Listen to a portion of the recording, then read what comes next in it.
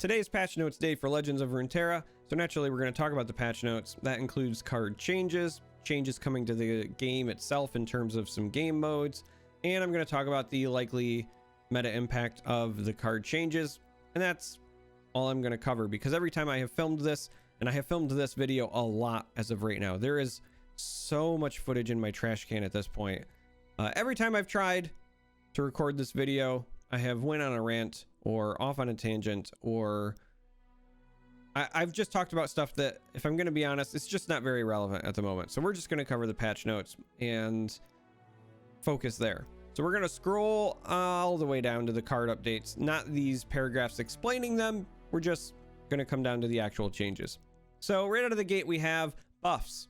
Buffs for Taliyah and buffs for Malphite. Taliyah gets a standard +1/+1 at both levels. Malphite becomes easier to level, requiring 10 mana worth of landmarks having been summoned as opposed to 12. Now, of these two changes, I'm more excited about Taliyah's. Taliyah's already kind of seeing play in a couple of different archetypes, one being Turbo Thralls, the other being a Taliyah Malphite list. And so that gives her, I think, a bit of an edge in terms of her buff having a bigger impact, but also her getting more survivability, I think, is more important than Malphite leveling up more often. Specifically, I think there's a pretty big difference between 4 health and 5 health in Legends of Runeterra, and so that's a big deal. So I like this. I think this will help her. On the Malphite side, leveling up Malphite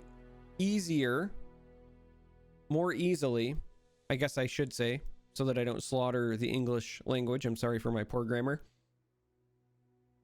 That's great, but I don't feel the same sense of accomplishment, relief. I don't really know what the right word is to articulate the feeling, but like, I don't have that same sense of joy from leveling up Malphite and playing into his archetype as I do some other 7-mana champions. So whenever I'm thinking about Malphite, I very often am also thinking about Nautilus, because both of these are 7-cost champions that are kind of designed to play around an archetype that is meant for them. Like when you play Malphite, you're playing landmarks with Malphite. You're playing a landmark deck one way or the other. When you play Nautilus, you're playing a deep deck one way or the other. You're playing some sea monsters. And when I think about all the things that Nautilus does for the deep deck, and I think about all the things that Nautilus does once he has leveled up in a deep deck, and then I compare it to Malphite, Malphite just feels lackluster to me. It just doesn't have the same level of impact. And I think it's Malphite's a big stat stick, and that's great, and I love the stun, but I don't feel like Malphite is like truly helping me close out games because I leveled him up and I got him down in my landmark deck. It's more of like a nice to have situation, whereas you drop Nautilus and then all of a sudden you are playing a ton of cheap sea monsters, so you're, you know, flooding the board, pun intended there with the whole water thing and the word flood, but it's just different. It's a different experience. And so for me, Malphite, I like the buff. I'll take whatever buffs we can get here, but I just don't know that my level of enjoyment is based around whether or not I had leveled Malphite up. So I'll kind of be curious to see how this plays out over time. Now, the other changes. This is it. These two. Blossoming Blade goes from a 4-cost to a 5-cost to offset this mana change. We get 1 extra attack power. Inspiring Martial goes from a 5-cost to a 6-cost and loses a health point. But this is it. So, no changes to Nessus Thrush. No changes to TLC. No changes to just kind of Matron in general. So Cytherea decks are still there as well.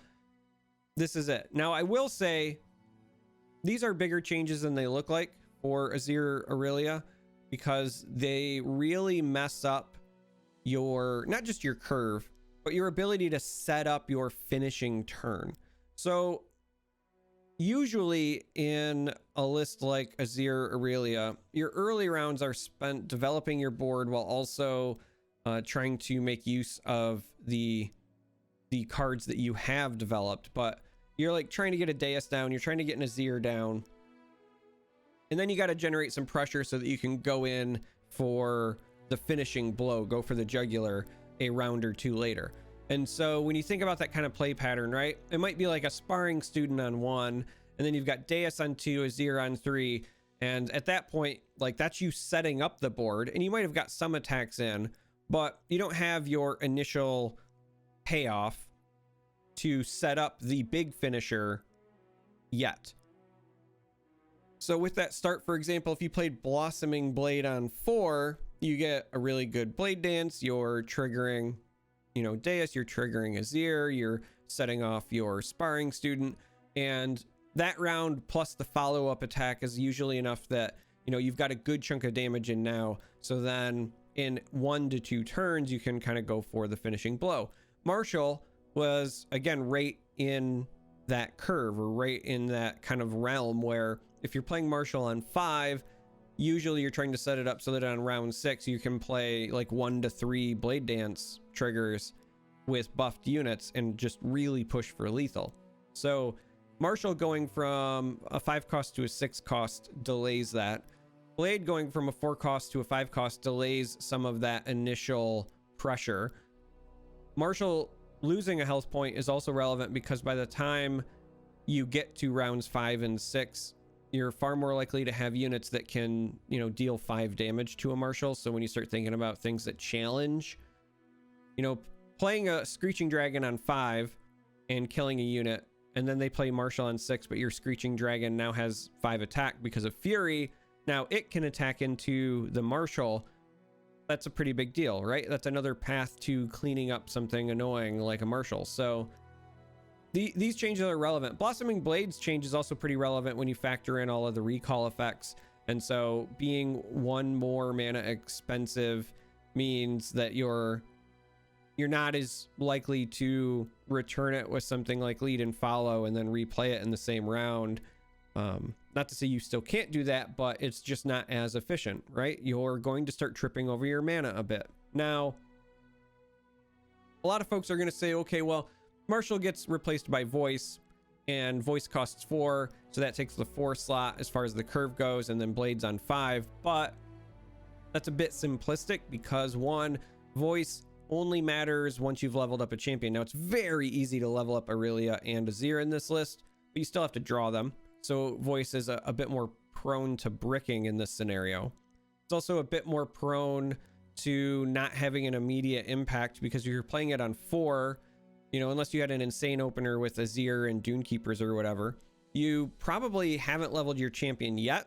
And so playing it right on curve is a bit clunky because it might just flat out be a pretty vanilla unit at that point. And that also then means your Blossoming Blade the following round post Voice is less impressive unless it's triggering said Azir to level him up at that point. So there's a lot to consider there. It's also worth noting that silencing Voice is a much bigger deal as opposed to silencing Inspiring Marshall, especially mid combat. So cards like Hush go up in value because it's an aura effect on Voice.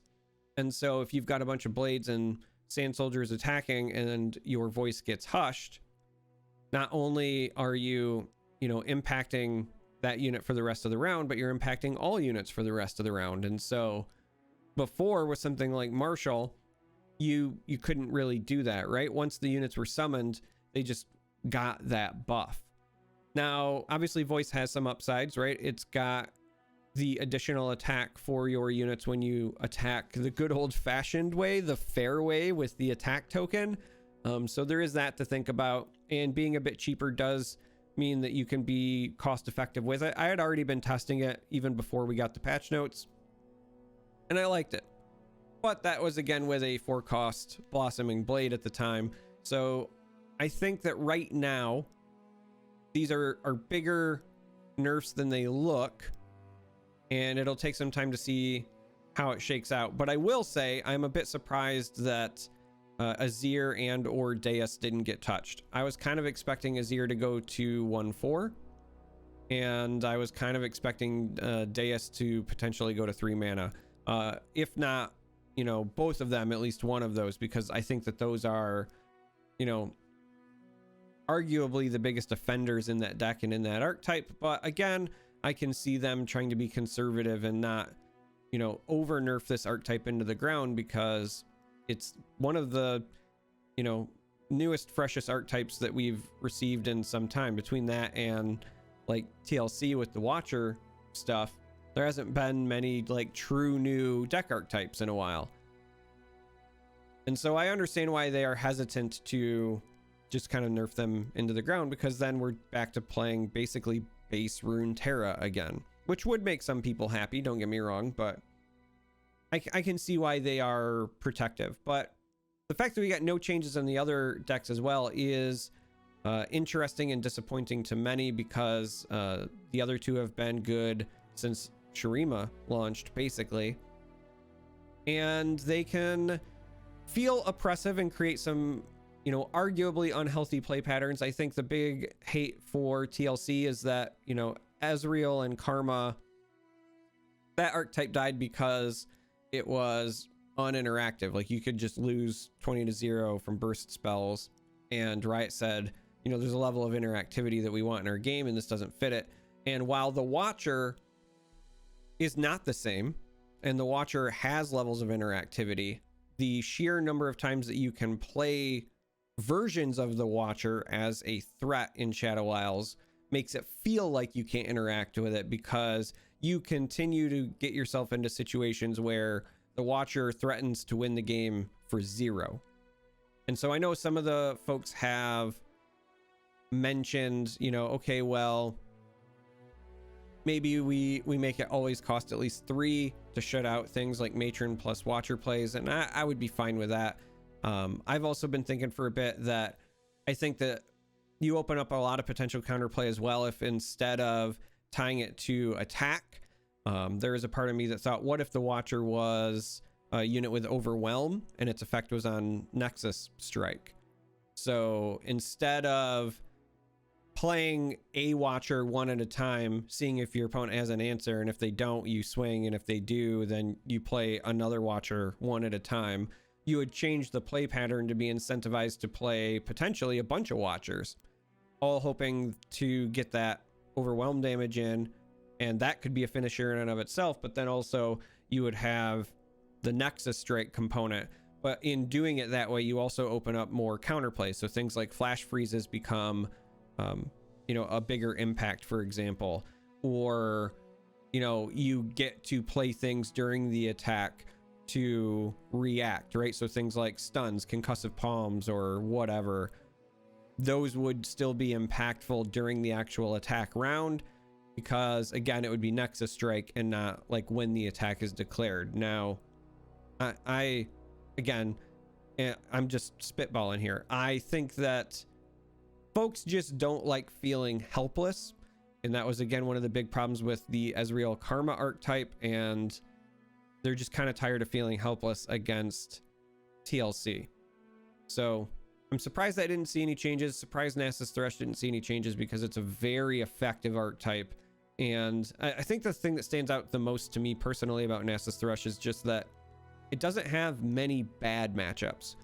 It's one of those decks that is as good as it is because there's not too many like truly polarized, like this is a bad matchup going into it. That's not to say that it doesn't lose. It's just, it's a very well-rounded deck. And that's probably why it continues to do so well. So these are it. These are the changes. As far as the meta impact, I don't expect much. I think that some of the big three will shift around a bit. I expect Azir Aurelia to still be pretty popular even after these changes. I expect Nasus Thresh to probably cannibalize the market share that this deck loses.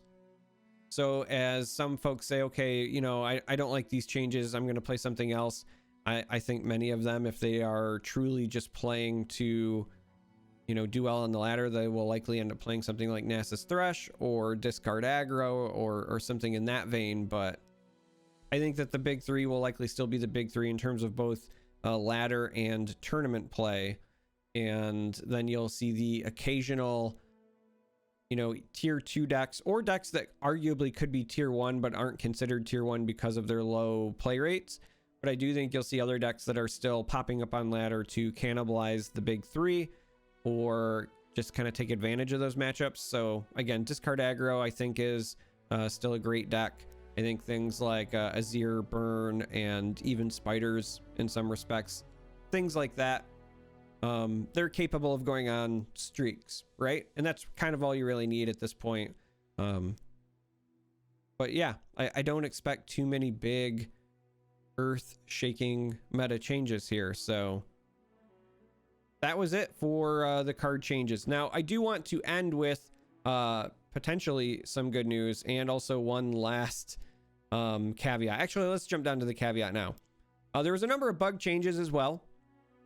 Most of these are pretty good, like Scrying Sands now correctly gives the -2/-0 even if the player casting cannot predict. So if your deck's too small, it still works. It now correctly is affected by Spell Shield. But Aurelia also now correctly creates a Blade Surge in hand on attack the turn she levels up. So we've been playing with a bugged Aurelia this whole time. So that's going to be fun. Keep an eye out for that. I needed to mention this because it wasn't up here in the card changes, because it is technically, I guess, a bug fix, but we've been playing with a bugged Aurelia this whole time, and so she gets a mini buff because she's fixed now. But the other cool thing that I wanted to highlight is Lab of Legends. Now, I love Lab of Legends, and we are getting some new champions added to the mix. So Aurelia, Zillion, Malphite, Lissandra, and Fizz are all being added to the champion roster, and you'll get a Malphite card back if you complete a run with each of them. So that's pretty cool in my opinion. There's also new support champions added. So these are ones that enter the pool that you can pair with yours. And so we have Sejuani, Leona, Yasuo, and Victor. I'm really excited to see what Victor brings to the table with some of the runs, because I think Victor is a good pick with some of the existing ones. There's also more powers. 18 new powers were going to be added. 10 common, 5 rare, 3 new epics. And then it just says Taliyah rocks now, hopefully. Love the pun. But Taliyah's deck has been updated. So there are some labs changes. I'm really excited about these. I love Lab of Legends, and I'm kind of dying to try this out. But this is it for the patch notes. Normally, this is where I would say, like, let me know what you think of the changes, but I'm pretty sure I already know what most of you think. So, I mean, feel free to let me know anyway. But I suspect many of folks are upset. And I guess I will. I know I said I was going to go on tangents. I guess I will say this. I think that the biggest issue is that early on in Runeterra's life, we got a lot of patch notes. We got a lot of patches that had sweeping changes, right? Lots of cards changed. And for many, that was a positive. And so that's why a lot of folks picked up the game, because they thought, you know, hey, every time there's a balance patch, it's like playing a brand new game. I think for many people, they like the process of solving a puzzle. And when we get to metas like we have now, it feels like the puzzle's been solved, and so they aren't challenged. I think about, you know, some of my content creator friends who are very vocal about the game, and I truly feel, they will tell you otherwise, but I truly feel like a lot of their discontent just comes from the fact that when you have a meta like the current one, it's very hard to be creative. Like, that's the reality. The puzzle is quote unquote solved. And when the enjoyment that you personally get out of a game is coming up with a new wacky way to attack the meta, it's very difficult to do that if the meta is solved and has not changed for quite some time. And it gets even more exacerbated when the same decks that were problematic before continue to be so even after a release. So, you know, you talk about like Nasus Thresh and TLC, they were good last patch, and then we get Aurelia and we get Malphite and we get all these new cards, but those decks are still good, right? So if they were annoying you before, they're still annoying you now, and it can feel very draining. And I feel like that's the case for most people, especially the veterans who are around at the beginning, where we saw sweeping changes with, you know, buffs and nerfs, and people kind of thought that was going to be the norm. But we now know that that was a bit of an outlier. And further, these patch notes are reinforcing that. You know, they say very specifically, we try to focus our changes to be as targeted as possible and to avoid collateral damage or unintended consequences to decks we don't want to affect. Making a small amount of changes can have large impacts on the metagame. And so I fully understand Riot's stance here. Like, I get it. You want to be surgical. You want to address the problem. If you have a metagame and you think there's a problem, you want to address the problem without touching anything else. You want to use a scalpel, not a meat cleaver. The problem is there's a large number of very vocal players who I think want a meat cleaver. Hell, they want a chainsaw because they just want to solve the puzzle again. The most fun periods of any card game is right after an expansion releases, not just because of you getting the new cards, but because it's a new puzzle to solve. And it's a new way to express yourself as a player. Like if you're an aggro player, you get to try out new aggro decks. If you're a control player, you get to try out new control decks. And if you're a combo player, you can try new combos. If you're memes, you can try new memes. There's all sorts of things you can do because it's a new environment. It's a Wild West scenario where, at least philosophically, anything is possible. Whether that's the truth or not, it doesn't matter. That's what players believe. That is the player experience. That is their perception, and perception is reality. And these patch notes did not much to change perception, and perception is reality. And so people that were already upset and feeling like things are stagnant did not get to see the changes that they were looking for here. So, you know, whether or not things are balanced kind of doesn't matter. You know, and I say this as somebody who played a lot of Artifact, right? I've played very balanced games that people just weren't having fun with, because at the end of the day, it's about fun. You know, a coin flip is balanced, but nobody wants to sit around and flip coins all day. So I think that while I fully understand and I respect Riot's stance here, if you're somebody at Riot and you're watching this and you're trying to figure out, hey, like, why are players so upset? Well, the answer is because you have a number of players that feel like being surgical isn't what they want. They want drastic changes. They want patches to feel like expansions, because expansions are the most fun time to play a game. That's the best way I know how to put it. Even if you're not introducing new cards, they kind of don't care if you turn the meta upside down. They just want a brand new experience. Now, I also understand, if you're somebody from Riot watching, why you don't do this, because what works for very invested players doesn't necessarily work for very casual players. And it can be very disheartening for somebody who plays once or twice a week to log in and see patch notes with 30 card changes, because now you don't know if your favorite decks work anymore, and you don't want to spend the time to figure it out, and maybe you're not the kind of person who wants to go read articles.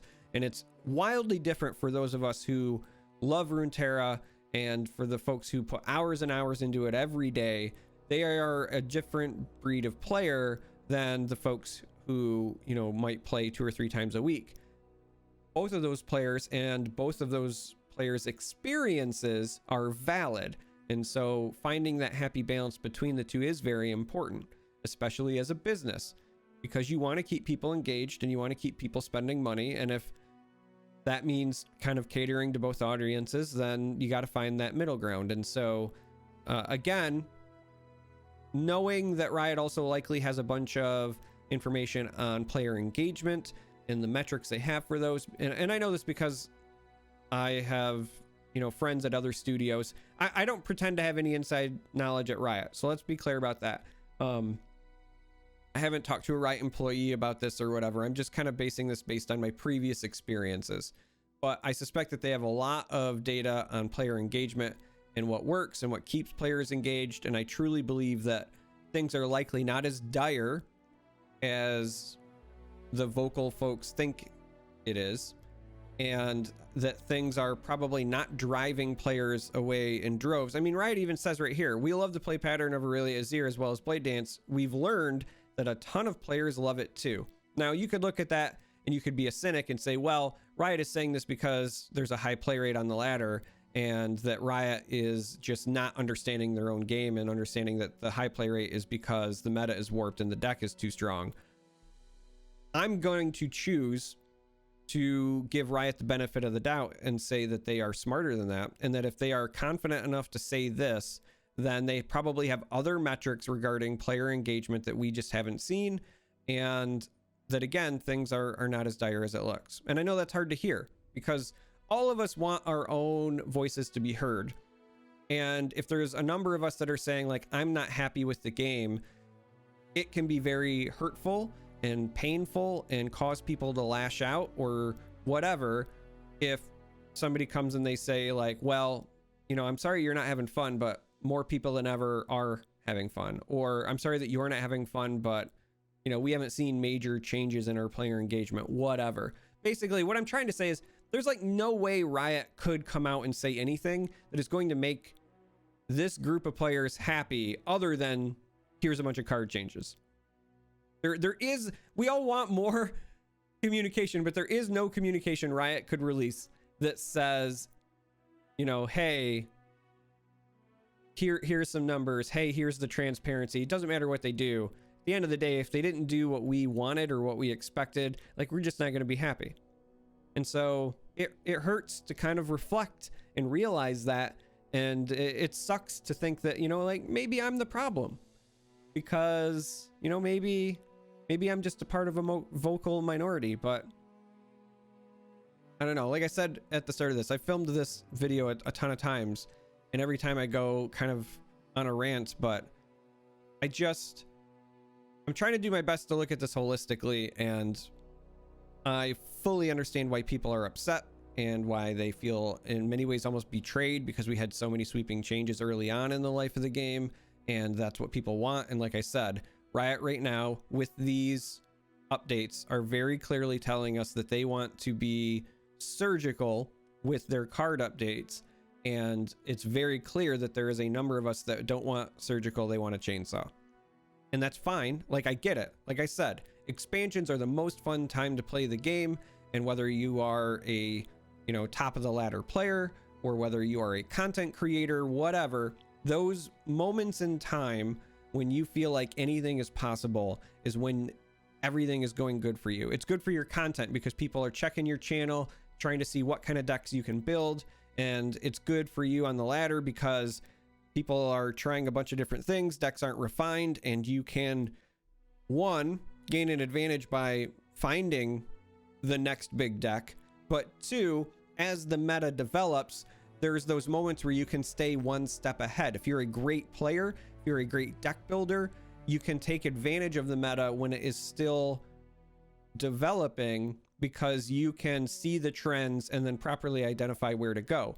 Once things get to where they are now, where things are mostly solved, and I say mostly because I'm sure that there are sleeper archetypes and sleeper things that exist that people are ignoring, and I don't want to leave that part out either, but when you get to the point where at least player consensus is that it is a solved meta, it starts to become very draining to look for the next best thing, and the returns are diminished, right? You reach a diminishing level of returns because everything is already so well refined that it becomes harder and harder to find that one like change to exploit a matchup. So instead of trying a whole new deck out, instead now we're trading, you know, one or two cards out in our lineup. Like we know the decks that work and we're just trying to find the most optimized version of that deck as opposed to just trying something entirely brand new. And so people love that. People love expansions and they want their patches to feel like expansions. And this is the exact opposite of that. That's why so many people are upset. And that's why it's so controversial. But made it this far. If you listen to my ranting, Cthulhu bless you, because I was probably incoherent at times there. This is a series of patch notes that has me feeling a number of different ways as far as emotions go, because I really do feel for Riot because I understand what they're trying to do, and I really do feel for the players that want a different experience because I understand exactly why they want that experience. And there's also a part of me, honestly, that just feels bad for the people who are having fun. Like, there are probably people that are enjoying the game and they actually love these decks. And like, I think about players like Dark Odious, who is, you know, unabashed in his love for Azir Aurelia, and it's got to be draining for them every time they go to interact with anything, to have people just be like, this is the worst ever. Because it hurts to hear that so many people hate the thing that you're currently enjoying, right? If you love something and everybody else is shitting on it, that feels bad. So there's a lot of mixed emotions in me right now, because I feel so bad for kind of everybody involved. And I don't know that it's going to get better until we get more cards, because again, people like the expansion experience. And so I think that's what we are all looking forward to. And I suspect that won't occur until the next expansion. So anyway, I'm actually going to end the video for real now. So again, if you made it this far, you are an absolute saint, and I appreciate you. Thank you for watching. Until next time, may you walk on warm sands.